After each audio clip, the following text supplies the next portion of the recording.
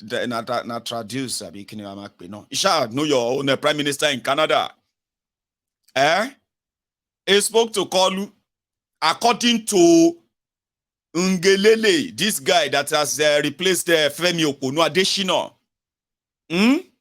Ngelele, you will see Ngelele now. That one is called Ngelele. So Ngelele came out and he said, this new coup in Niger Republic has given Kolu constipation. He is worried. Until Justin called him and said, listen, we need to do something. What thing we go do again? Are we going to attack Niger? I mean, are we going to attack Gabon? Anyway, I advised him. I said, well, you better go and invade Gabon. Gabon is not part of ECOWAS, okay? But Gabon should be part of African Union. So if Gabon is part of African Union, oh yeah, to Soja John Akakulo invade Gabon. But that's not what Ngelele said. Ngelele Shah read all the bala, bulu, bulu, bala. The bottom line is that Kolu is concerned. Tifnubu is concerned about, is worried about these developments in Gabon. Ngelele.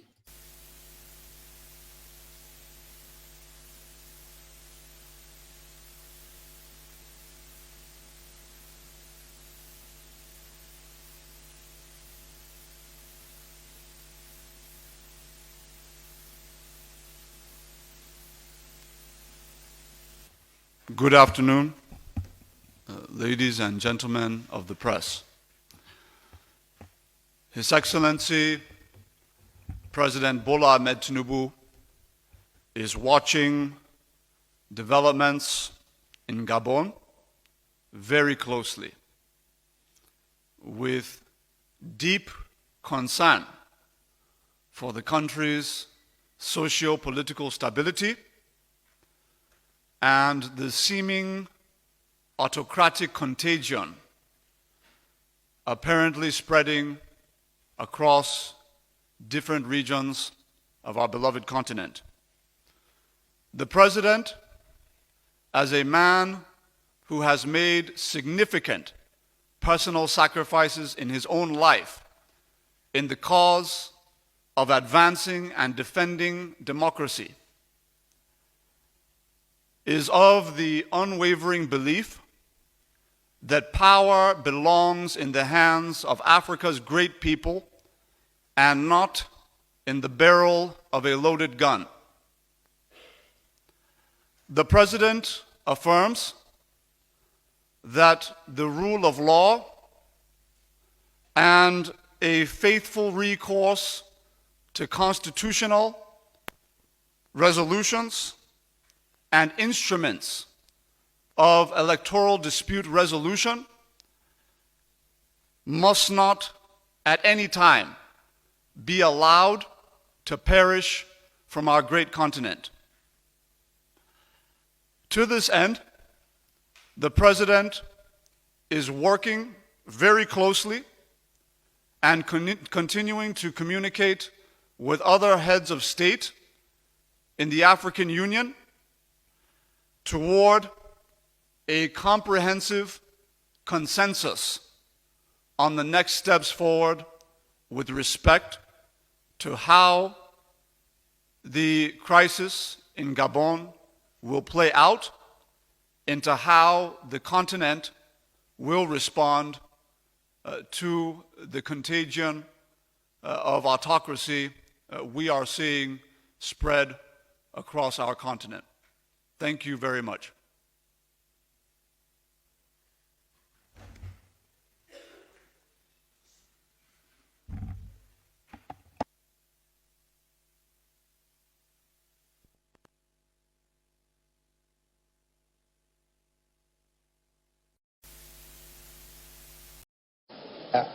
You don't cast last. Everybody go chop breakfast.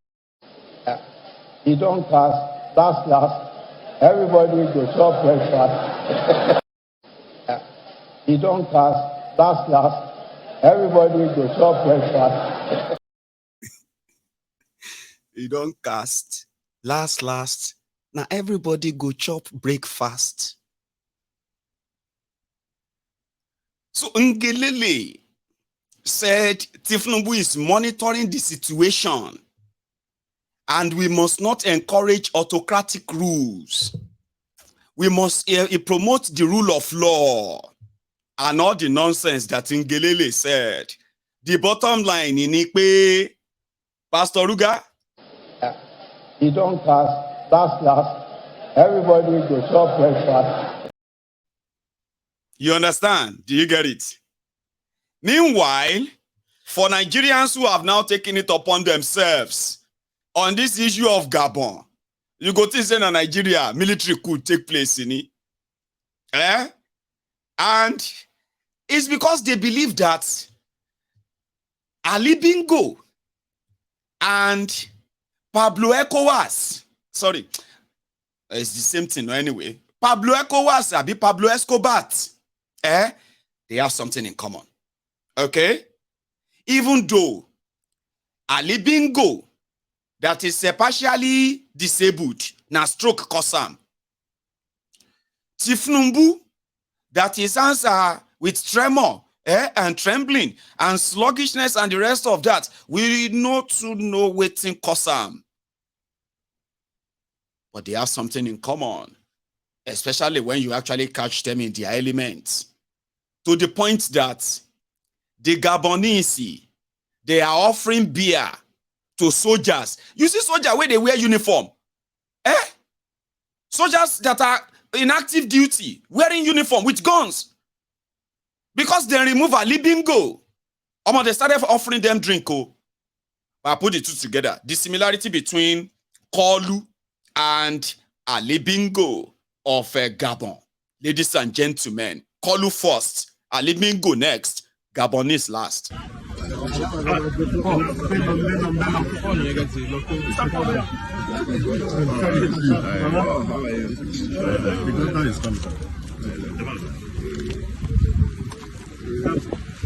How are you? Fine, sir.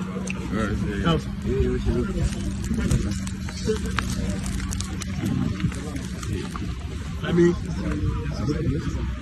Salo Bancho Padalo. No. No, Panama.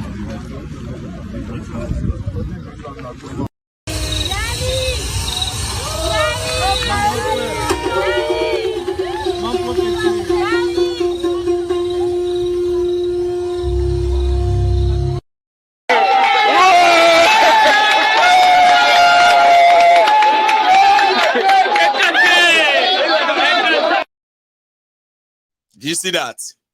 Do you see that similarity? Anyway, like Yemi will say,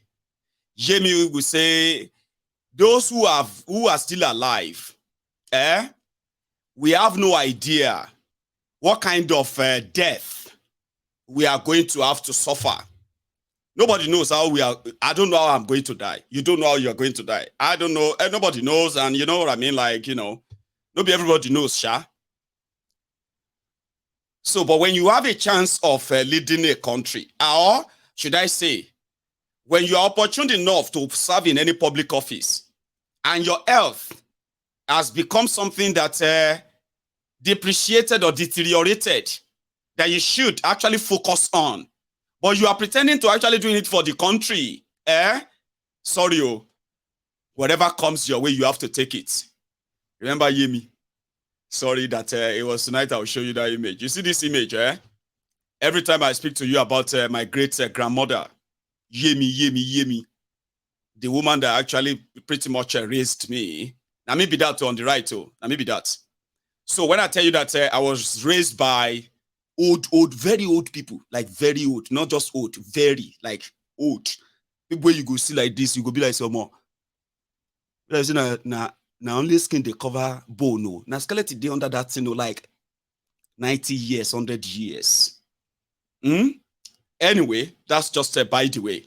Meanwhile, going forward, I have another one I want to share with you. Here is when people started saying, where is next? Pobia. Look at this one. Oh. This one has been in power for the past, okay, my account time, since 1979, 89, 99, 2009, 2019. and then 2023. This one has been in power for 44 years. Is a 90 years old man.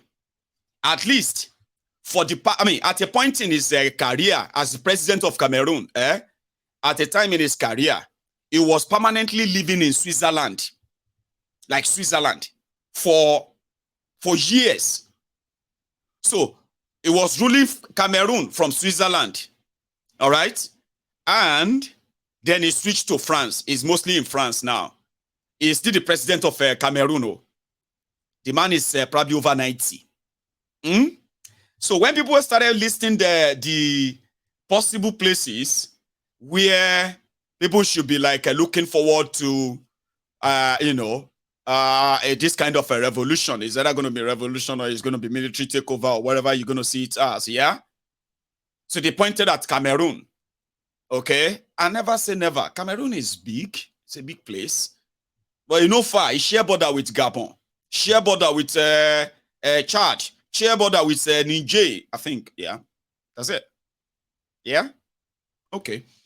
Now, what we are trying to say here is that those who are destroying democracy, those who have become the, the real drag back for that fraudulent democracy in Africa, they should begin to count their days, even though a lot of you who prefer military to take over today. Some of you don't like revolution. When they say, "Now revolution go fix them. We need to have a revolution." You say, no revolution, no. I prefer military. You know something, when the military come, like when they have been encouraged to come, after they have in, right? You would have to beg them, or you would beg the international community to come and help you remove them. Sure, you get? Same way, you are looking for military to come and help you remove the criminals now. So last, it is just like kicking the can down the road, if you ask me. The last time we saw Paul Biya, Cameroon president in France, see what it looked like.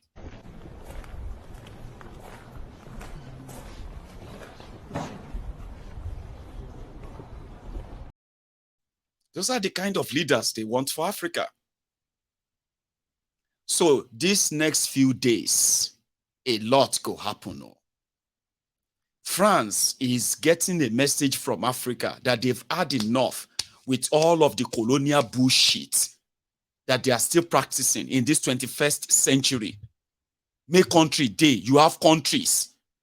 And their own foreign reserve is right there in France. French bank are keeping the money of countries in Africa. Now, if they want to make withdrawal from their own money from French banks, they can't. They will have to loan it to them. You shortchange them from the source of the revenue. The revenue that should probably be sold for example, they should be making let's say $1 billion from every month. You are offering them maybe 100 million franc, not even dollars, or franc, 100 million, and you tell them that the money will remain inside the French bank. So if they need money, they would have to come and borrow from their own money with interest. Who does that? 2023, 21st century. And there are countries like that in Africa. You remember the French assimilation policy is to make them feel like they are part of France. Sure, you get? That's what they did then. Indirect rule. I've been waiting to call them assimilation policy. For those of us who did the government, remember? Secondary school. As French West Africa, French Central Africa, and French rule in Africa. The assimilation rule that makes them feel like, everything they have to do, it makes them feel like they are just like an extension of France. So the resources they have, everything they have in that place is also owned by France, even though they are independent, but they are still under France. 21st century, there are countries like that there. Who does that? How then do you turn around and begin to say Africa is poor? You want to help Africa. When they want to discuss Africa, they will pick all these criminals from Africa. They will take them to Europe. They will lodge them in presidential suites, the best hotels in France, the best hotel in Europe. And they will ask them to come and start talking about their need, their problems. Guess what they do go there to talk about? Renegotiation of, it's not even French government. So companies, for example, let's say I am making this teacup, but the resources I'm using to make the teacup is from Congo, for example. Okay, so me as a French company, right? I have the first right of refusal. Gabon cannot sell anything that can be used to make teacup to any other person but me, as approved by France. So the government of France, the government of Gabon, all of them, from president to all of them, they will come and talk to me on any deal they want. You understand now? They would have to come and convince me that they deserve to be paid more for the resources I'm taking from them. They can't sell it to any other person. No, it's a taboo. You can't sell the resources to other person. Okay? You cannot even go to France and look for any company that will do you good deal. No. There are recommended companies that you are going to deal with. These companies have so much power. There are presidents in Africa, politicians in Africa. I'm talking about supposed powerful politicians in Africa. They queue, put their hands behind their back to talk to the CEOs, representatives of ordinary companies from France. For years. There's nothing like, okay, you, France, you are our colonial master. Come, this policy that you put together, this company, they are cheating us. Oh yeah, come, let's talk. Come and be part. No.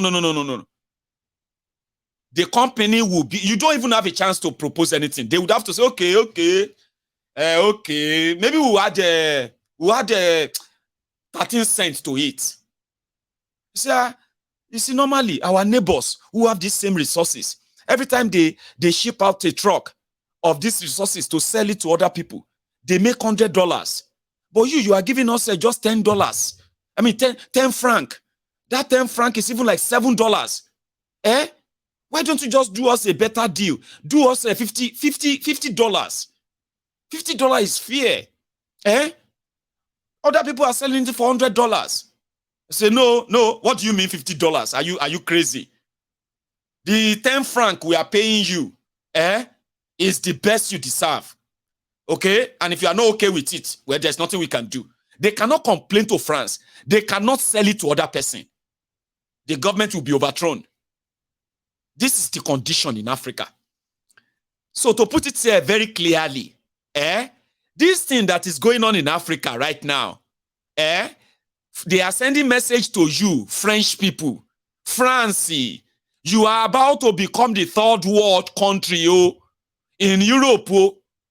I'm just trying to remind you, for those of us who live in the UK, when you hear about the Romanians, when you hear about other Eastern African countries, Eastern European countries here, they will tell you where poverty they'll say they are Romanians, they are Guinea-Con, they are this, they are that. Now the countries where we say they pray to get their visa from Nigeria. Here in the UK, there are many of us that have come across what I'm telling you right now. Poor countries, because of they don't get the kind of resources where France they get for decades. They don't have access to them like France, but they are in this Europe, very poor, that they all come around to come and hustle for job in other better European countries. They are all in Europe. Europe, not everybody. Wow. I just thought I should tell you, Neil. So if you are in France, with what is going on in Africa right now, I know it's going to eventually lead to regional war, that you're going to start something. They're going to start a fire very soon. That fire is probably going to help them, or I want to believe they are already working with different camps, different groups in all these countries where they are sending France away.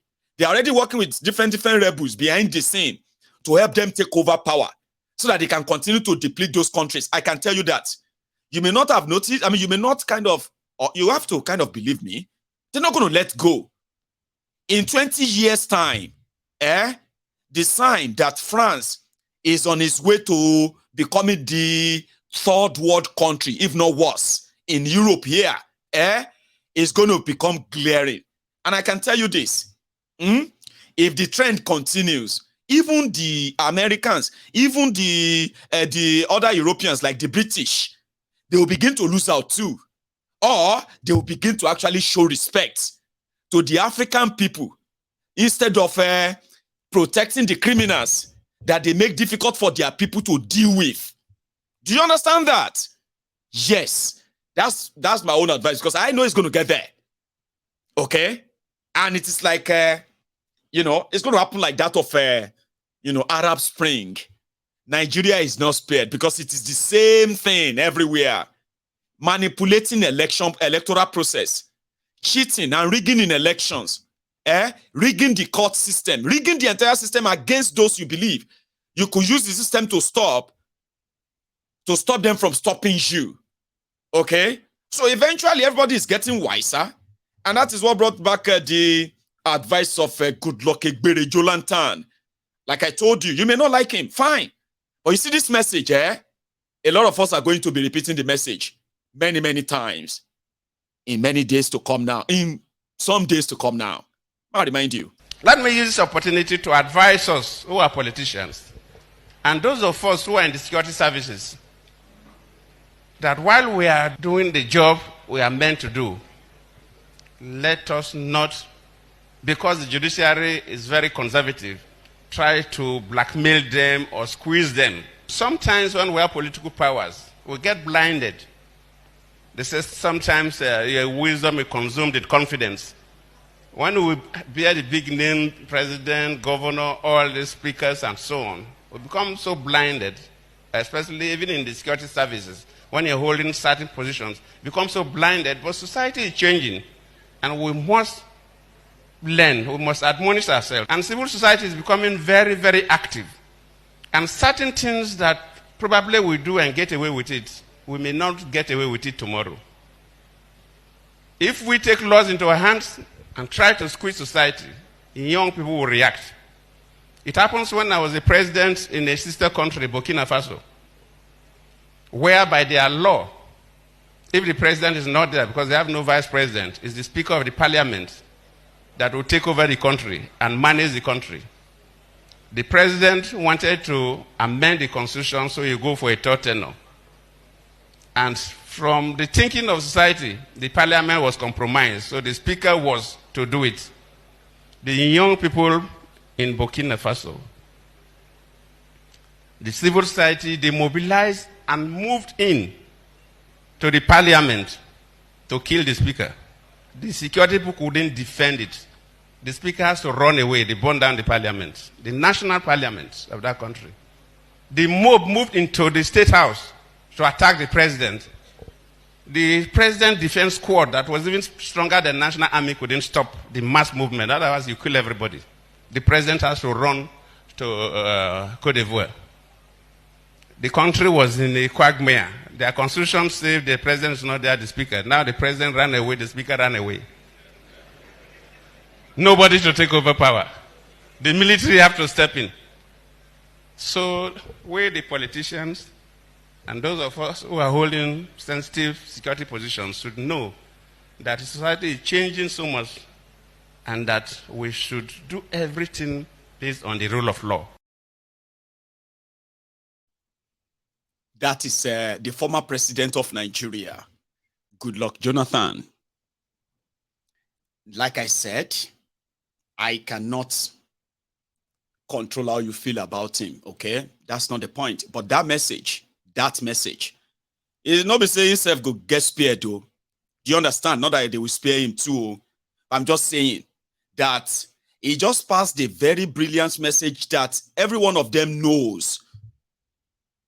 I don't think they care. Let me tell you something. Do you know that part of the reasons why Nigeria is not coming out of the wood of what these guys have done to Nigeria is the fact that it has become a culture, the culture of impunity. They can get away with anything. They are the law. You can quote your law from now till tomorrow.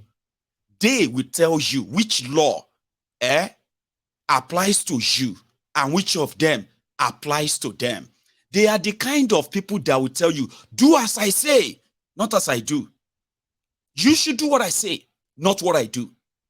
Do you understand? Now let me share this with you again.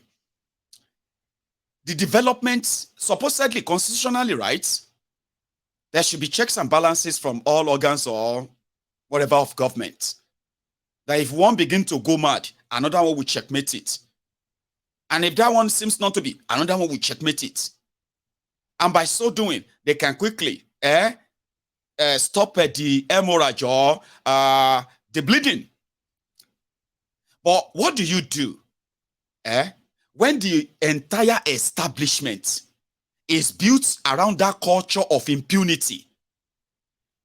In Nigeria, they have 36 states.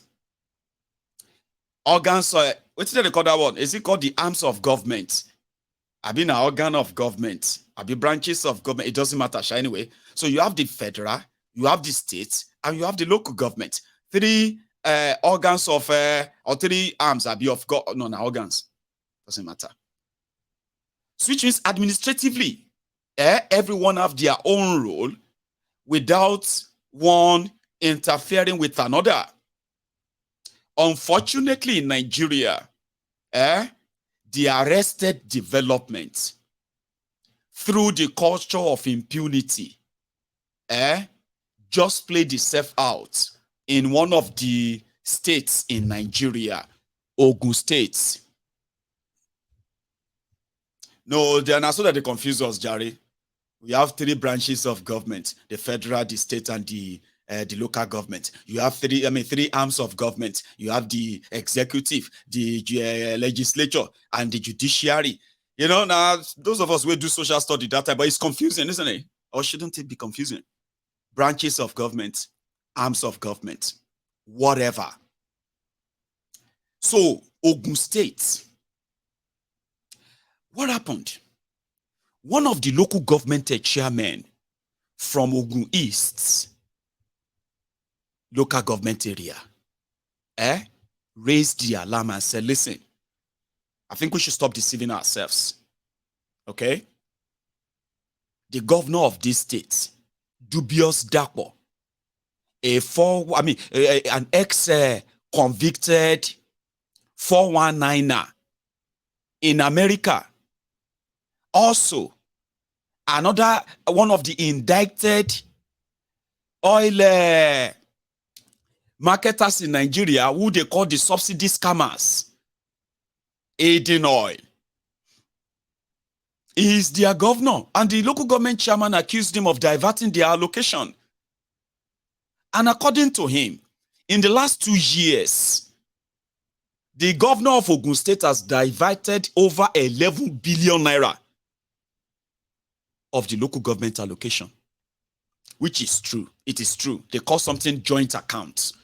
That joint account is unconstitutional. It's like, it's illegal. But like I told you, the culture of impunity, they kept it anyway. So what they call joint account is not joint. It was meant to be an account created whereby whenever the federal allocation of the state is coming, it goes straight into that account. When the local government allocation is coming, it goes straight into that account. So it's now joint account.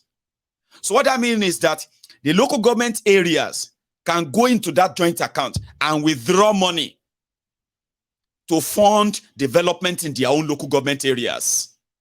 That is what is called joint. If husband and wife get joint account, does that not mean that you have equal rights? That means you are contributing to the account. Definitely you are going to spend from the account together. That is not it. Now, it is only the local government money that goes into that account. Remember, it's supposed to be joint account too. State and local government too. But when the money is coming, only the local government money goes into that account. The state money goes into a different one. By law, especially in Ogun State, the state government, they are supposed to give 5.1% of their internally generated revenue, because the revenue for the state is generated from the local government areas. The chunk of the revenue from local government areas are generated by the state's agents, denying the local government the ability to generate fund, generate tax, money for development. So because of that, they did a law. That law says from whatever money that the state generates, they must give the local government 5.1% of that money every month. Accountability. So the joint account is controlled. The only person that is signatory to that joint account is the governor and the commissioner of finance. Do you understand? Not a single local government chairman is signatory to the state joint account. They know that before they became chairman. Oh, most of them were unpicked, though, not elected, though. I know that. But the illegality continues. That one of them now raised the alarm and said, listen, over 11 billion naira have been diverted by this governor in the last 2 years. We did not see a dime, no shishi. Truly, go to Ogun State. You will think, oh dear, you will think they are just recovering from Aleppo in Syria, where they have fought civil war. You know, red road, untarred road, dusty road, and then you know what I mean? When you get to the infrastructure, zero. 11 billion gone. Well, maybe the guy shouldn't have. Because the moment he said that, the governor became angry. Why would you say that? Do you know how much I have suffered for these people in this state? Do you know how much work I do? I barely go to bed. I barely sleep working for our people. You are accusing me of diverting money. Do you know what I did with the money? Governor provoked, angry. And you know what happened next?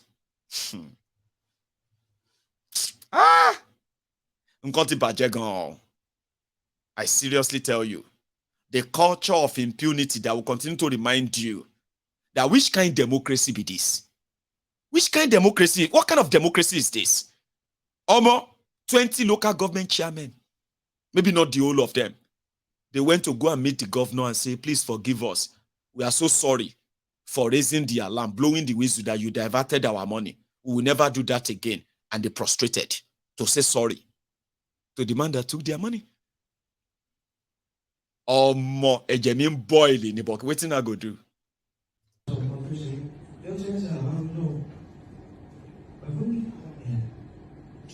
As a father that you are, as a father of all in this place, Excellency,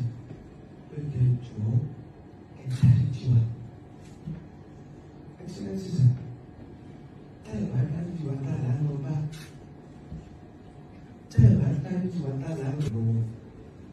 and so, on behalf of all of us,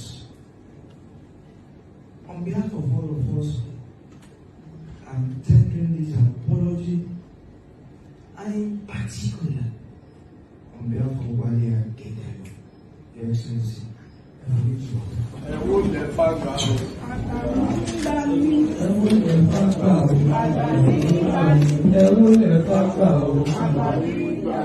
everyone knows that this job,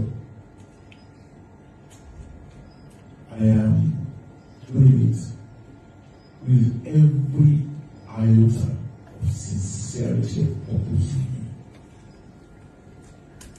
I continue to ensure that I'm guided by all the promises that I made in the course of my journey to God for this.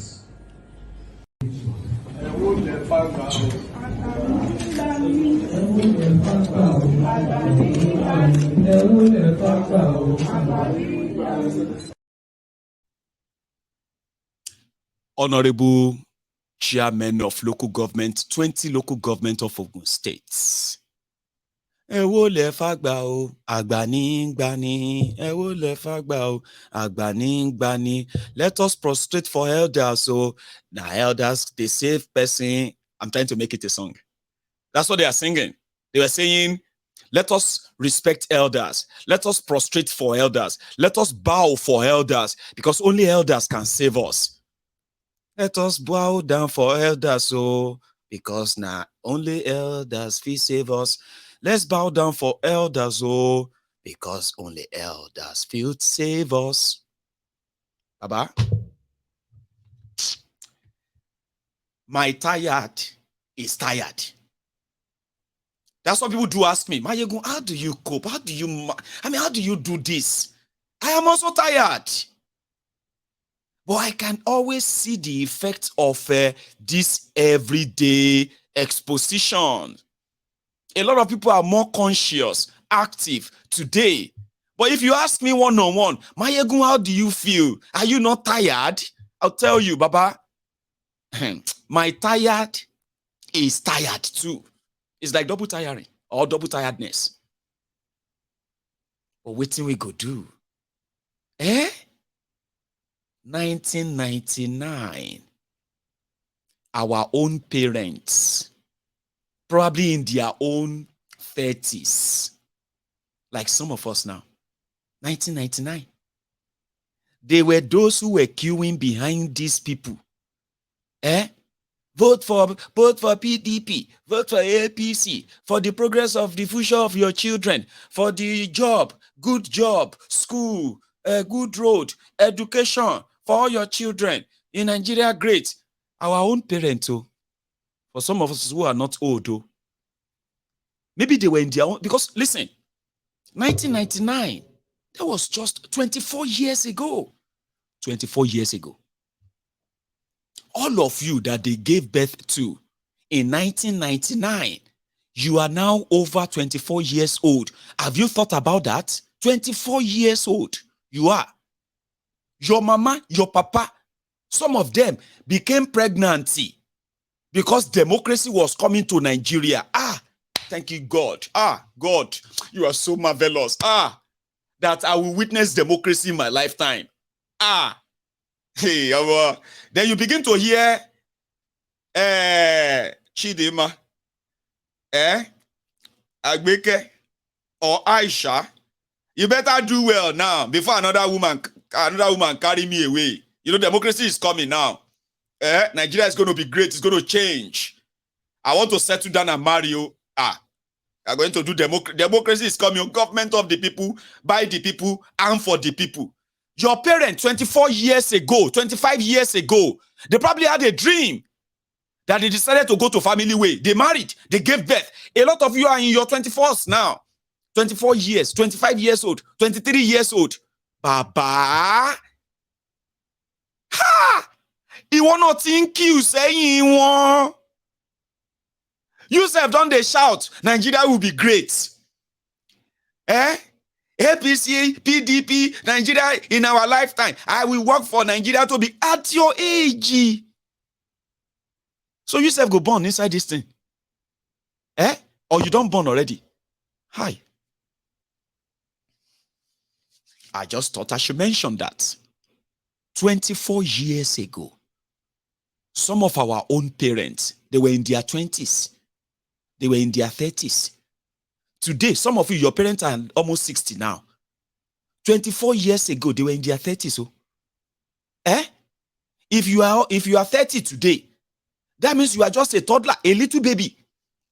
Your mama, your papa, they were very young. Look at them today. Look at their faces today. Yes. Look at your mom. Yeah. If she's there right now, face her. Look at her face and said, oh my God. Look at your dad right now. If you are lucky to see them around as you are watching this video right now, turn to them. If you have their image, their picture on your phone, go and take a look at it for a moment and tell yourself and see how much they have changed. 24 years ago, how old were you? How old were you? I'll tell you mine. 24 years ago, I was just a 15-year-old boy. 15. Imagine innocent me, 15. And those who were elders, those who are older, those who had experience, those who are in their 30s. Imagine their kind of expectation, the mood. Where are they today? They are now in their 60s. A majority of those who are in their late 30s, they are now almost 60 now. A lot has changed. And if you pay attention very well, they destroyed Nigeria. But go and look at the lives of all of them. Those who have been presidents, former governor, former this, former that, and the rest.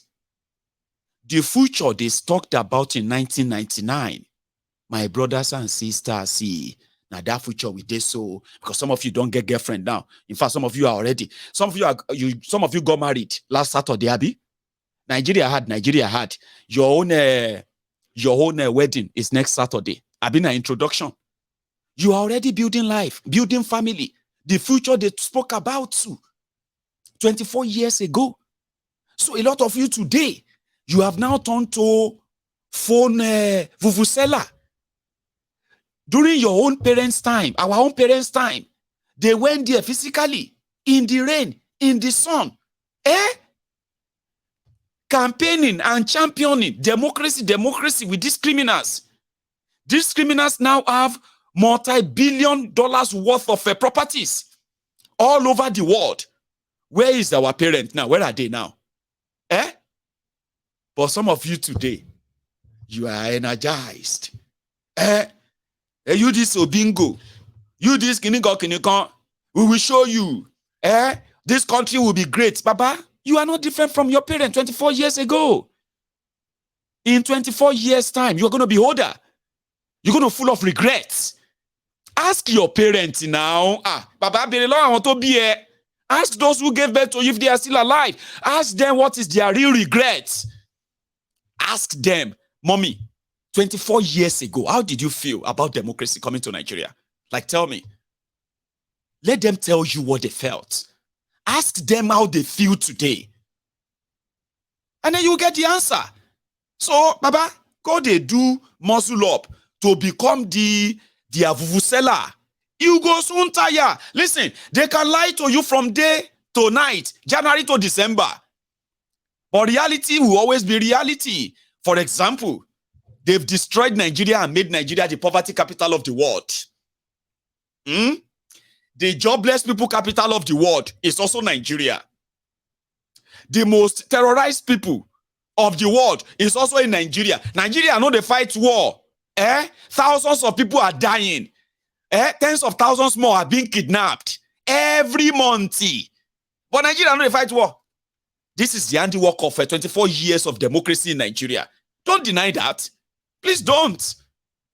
No, don't. This is the result. The future of Nigeria is bright. 1999.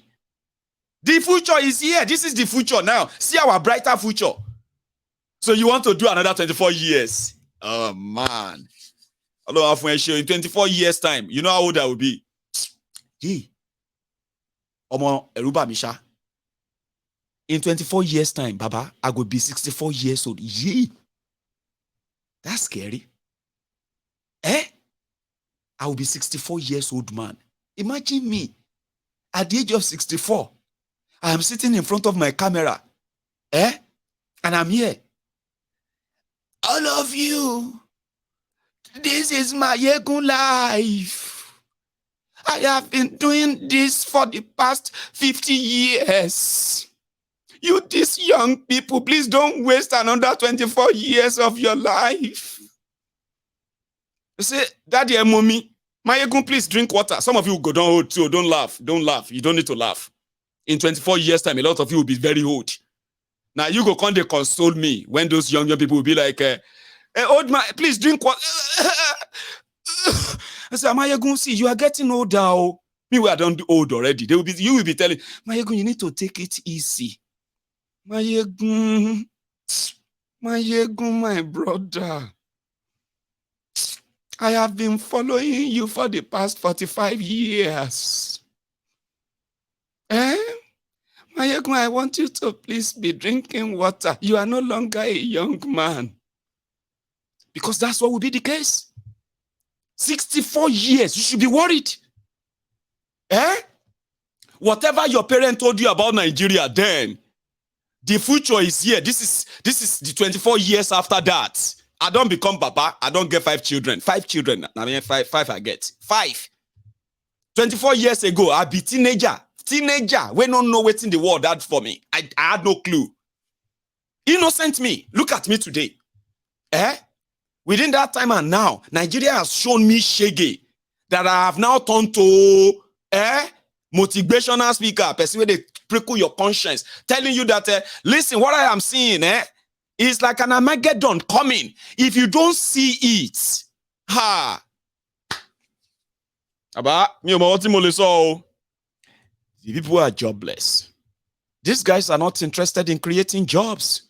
They are more interested in creating false statistics that will kind of back the narrative that says there is no problem when there is actually a mountain of problem. Nigeria has over 60% unemployed people. You know why? Because majority of those who even appear that they have jobs, that goes everywhere every day to say, I'm going to work, I'm going to work. Baba, majority of them they are not employed, they are underemployed. A lot of them are just like anything where I go just see, might just see something they shop. So they now did something. They did something, then they're like, okay, there should be a template of knowing who has a job, okay, and those who are underemployed but still do something. So they now said, if you are doing 40 hours, if you have a job that you are doing 40 hours every week, that's a standard job, okay? So that can be classified that you have a job. Now, if you have a job, it doesn't matter, even if you are a trader doing something, but you actually like expend 20 hours. So when they did 40 hours, the population of those who become unemployed in Nigeria, they kind of fall around 70%. They're not satisfied. They are not satisfied. So they did 20 hours every week. And from that criteria, Yemi Kale, a statistician who was working for the Nigerian Bureau of Statistics, said, now we discovered that there are people who are in the informal sector, those who work as your cleaner, bricklayers, mechanics, you know, those who are like selling you second-hand clothes, all those people, they said at least they even do more hours than the formal sector. Those of you who do 9 to 4 every day or 9 to 5. If you look at all these other informal sector, people who do their own businesses or all of that, they spend more hours. They are awake before the rest of you. They go to bed later than the rest of you. Because you know what I mean. So they put them under that bracket and said, okay, even if they are not making too much like some other sector, right? We can classify them as working sector because that is real. That exists. Okay?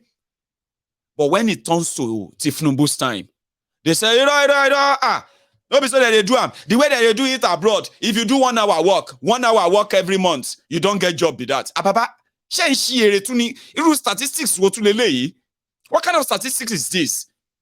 If I do 1 hour work, now say I get job with that. So if I do 1 hour work in a month, in a week, 4 hours job in a month, how much is 1 hour in Nigeria? If you do 1 hour job, how much? So if I do 4 hours in a month, I get job with that. It's yes, you have a job. Yemi Kale that got sacked by Bokwari, the APC, because you know something. When Yemi Kale, who is also part of the establishment at the time, and they said, if you are people who actually work around number, you can't lie about number because you know, if you lie about number, statistics, if you lie about them, you're actually playing with people's lives, businesses, okay? Including other foreign direct investors. They need to know the true nature, and you need number, statistic that they work with. This statistics is what they work with in dealing with Nigeria, and you need to be as honest as possible. You can't lie about it. If you are lying about it as a real one, that is not only a statistician, if you are a real statistician, somebody who actually went to school, who actually invested hours and hours working the numbers, and you graduated on that. If you lie about number for a country, you know the implication. You can't do it. So this guy continued to help them patch, but he was releasing the number to the point that they felt like, NBS, Nigerian Bureau of Statistics, are they not part of this government? Why are they always releasing information that you always put the government in bad light? They removed the guy. They removed him. Which simply put, they are not interested in ending unemployment in Nigeria. They don't have interest in that. They removed him. Now, Tifnumbu came in. Somebody who said 33% unemployed, they came in, they said, no, they fixed it. Their calculation was wrong. If you do 1 hour work every week, now they say you get job with that. At least if anybody pay you 1 hour. How much is 1 hour work in Nigeria? At least in the UK. An hour is 10 pounds an hour. Sure, you get, if you do 1 hour work, it's 10 pounds. In America, if you do 1 hour work, it's $15 minimum wage. So, how much is the 1 hour minimum wage in Nigeria? 1,000 naira. I mean, how do you divide it? If the minimum wage of Nigeria is 30,000 naira, 30 days, divide them now. That means even if you do 30 hours a week, you get 30,000 naira. Abi? So if you divide 30,000 naira by 30 days, no be 1,000 naira be that. Eh? So can you call that 1 hour work? 1,000 naira. So 4,000 naira. If I collect 4,000 naira every month, then if you say I get job inside Tifnubunomics, this man. I was one of those most recruited graduates of my university, multiple honors, first class degree.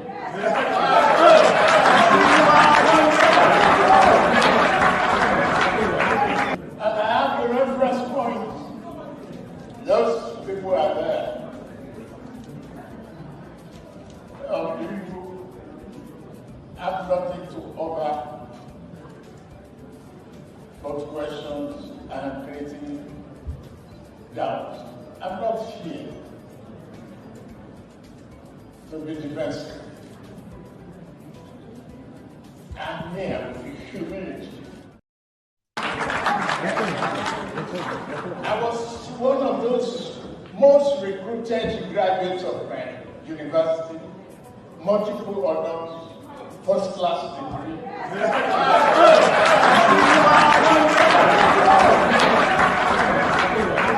And I have the reference point. Those people are there. You have nothing to offer but questions and creating doubts. I'm not here to be defensive. I'm here with humility to tell you that I'm one of the best products that you can sell. No other more in the race, hiding or open.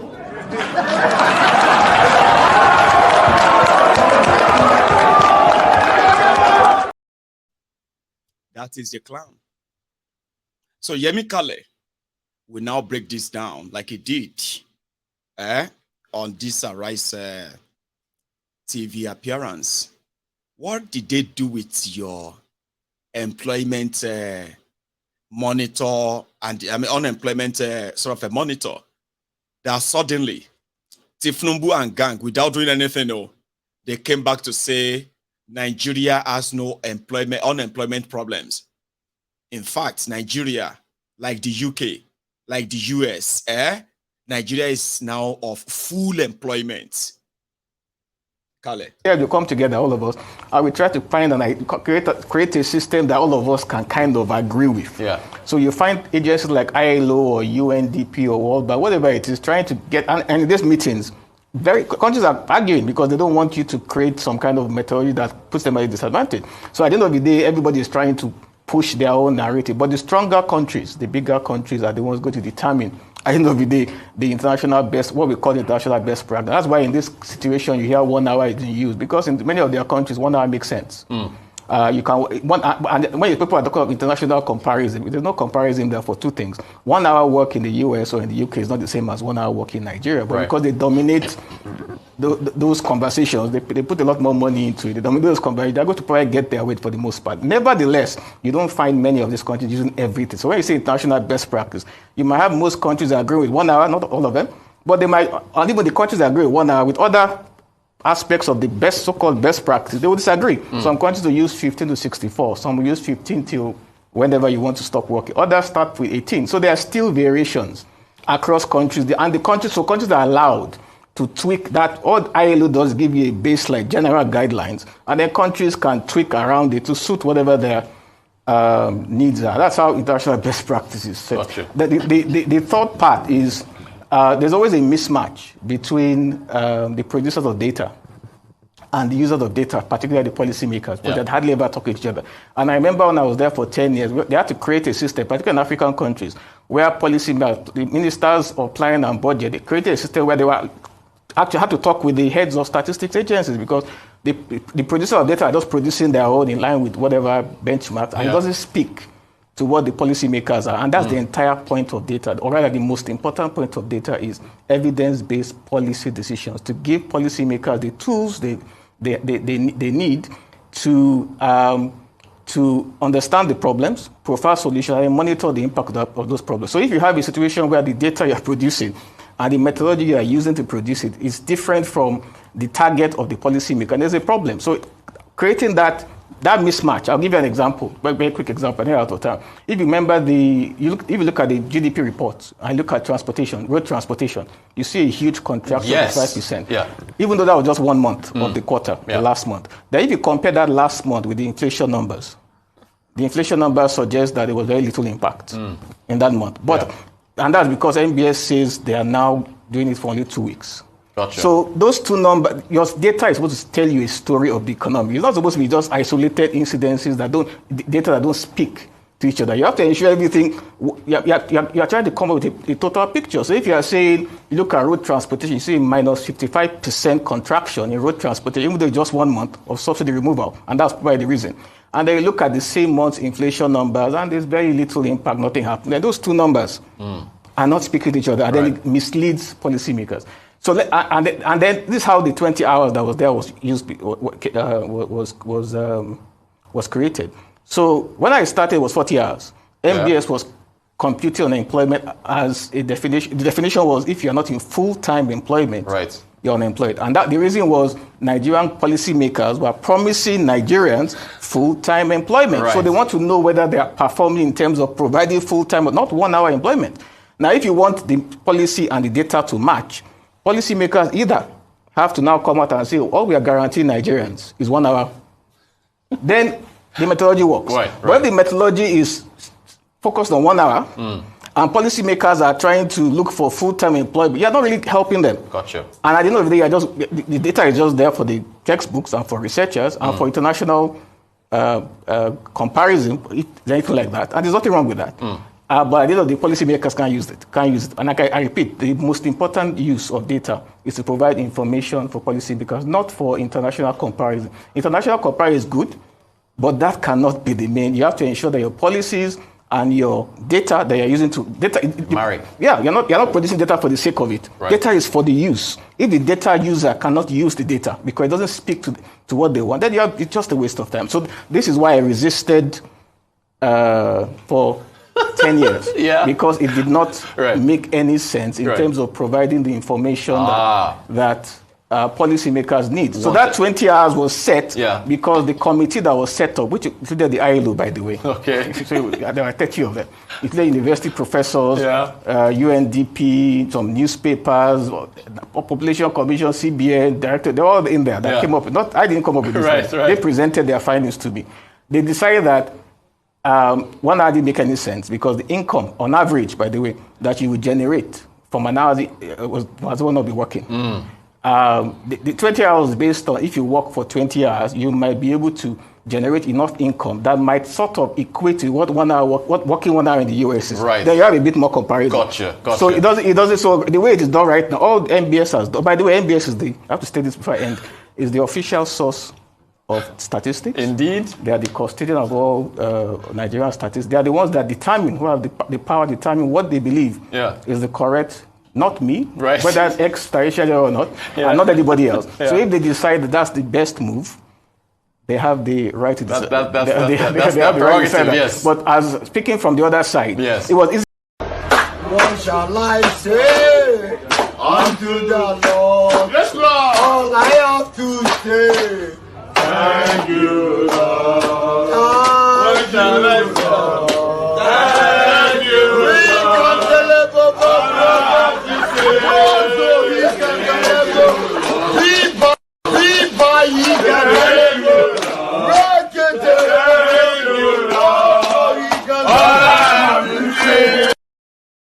Thank you, Lord. And that is the end of my epistle. So I'm going to open the line so that, of course, you can call in. I hope, please tell me, what is the, what do you call that thing again? The area code for Gabon, so that when I see Gabon number, plus what is Gabon, so that I'll prioritize a call from Gabon. I want to hear from them too, you know. If you are helping to make more noise for Ali Bingo, as well as those of you who are also who have few things to share with us about the general topic tonight, you can also call in. But can I ask you, I know we were over 4,000 of us on YouTube earlier, but can I ask you to take a moment and like the broadcast if you have been with me for the last 2 hours? I'm going to go mix up some fresh, fresh tea. Then I'll take calls when I get back. So do me that favor, like the broadcast. I mean, like it, like leave the comment section for a moment, okay? Just go straight under the video and start liking it. And if you have done that already, you don't need to do it again. But don't go anywhere. When I get back, when I come back, I am going to take calls, contribution from the audience tonight.